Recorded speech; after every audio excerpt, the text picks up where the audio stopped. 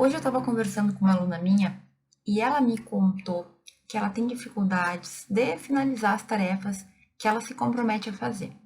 Então ela decidiu que ela quer ser uma aluna diferenciada, ela não quer o mais do mesmo, ela quer fazer coisas diferentes, ter experiências diferentes.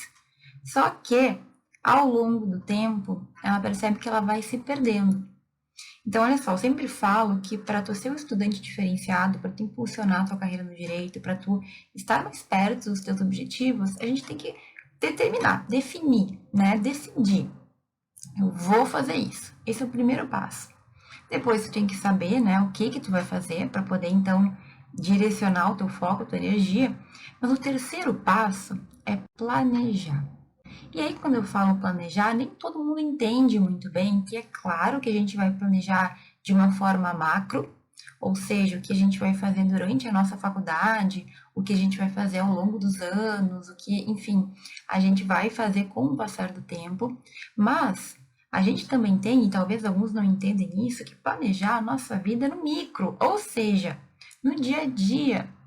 Tu tem que ter um planejamento focado em como tu vai te organizar para no cotidiano, na tua rotina, dar conta de fazer o que tu tem que fazer. Então, quando a gente está na faculdade, a gente sempre tem muita atividade, porque tem 5, 6, 7 cadeiras no semestre, tem muita leitura, tem muita coisa para fazer. E se tu descuidar, é óbvio que vai faltar tempo para o resto das atividades. Como é que eu vou pesquisar e escrever, professor? Eu mal tenho tempo para ler as matérias lá da faculdade. Tu vai fazer isso e todas as outras atividades que tu determinar fazer na faculdade, organizando no teu dia os horários que tu vai reservar para aquilo. Então, como assim?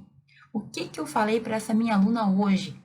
É o seguinte: se tu ficar querendo fazer, decidir o que vai fazer, escolher o que vai fazer, mas não sair do mundo, digamos assim, das ideias, se tu não planejar um plano que tu consiga colocar em prática e começar a fazer, que seria o quarto passo, né? Fazer, gente, não tem como sair.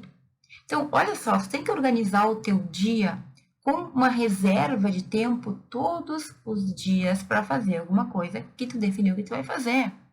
Então, digamos que o teu projeto é ler um artigo científico, ler um artigo sobre tal matéria, ler mais sobre tal questão que tu quer pesquisar, que tu quer entender melhor. Tu não precisa de muito tempo, às vezes 10 minutos, 5 minutos já é o suficiente. Tu não precisa ler um artigo inteiro por dia, tu não precisa ler um livro inteiro por dia, sabe, em pouco tempo. Mesmo que tu leia um pouquinho, mesmo que tu faça só um pouquinho, mesmo que tu adiante só um pouco daquilo que tu quer fazer, pelo menos tu tá evoluindo.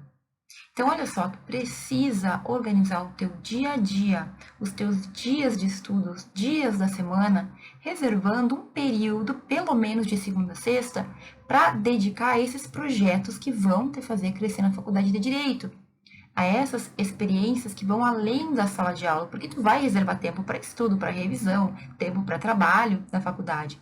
Mas se tu não te organizar no dia a dia para encontrar, para deixar reservado um tempo que obrigatoriamente tu vai usar para outras atividades, a verdade é que a gente não faz. E aí não adianta, tu não vai conseguir crescer, tu não vai conseguir impulsionar a tua carreira no direito desse jeito, entende? Então vai por mim, eu faço isso sempre. Leitura para mim é sagrada. Então eu reservo alguns minutinhos no meu dia para ler coisas que não são do direito, ou que não são aquelas leituras de trabalho que eu tenho. E tu vai ter que reservar um tempo para ler coisas que não são daquelas matérias que tu está estudando. Por quê? Porque aquilo ali é o básico. A gente precisa ir além. Ir além não significa se sacrificar, ficar horas, não. Talvez 10 minutinhos por dia já seja o suficiente, mas presta atenção. Tu precisa definir isso e cumprir. Tu precisa fazer uma definição, um planejamento que tu consiga cumprir. Se 1 hora é demais, meia hora. É demais? 15 minutos. É demais? 10 minutos, mas reserve. Pode ser um tempo entre uma coisa e outra, entre um deslocamento da tua casa para o trabalho, ou para o estágio, ou para isso, ou para a aula.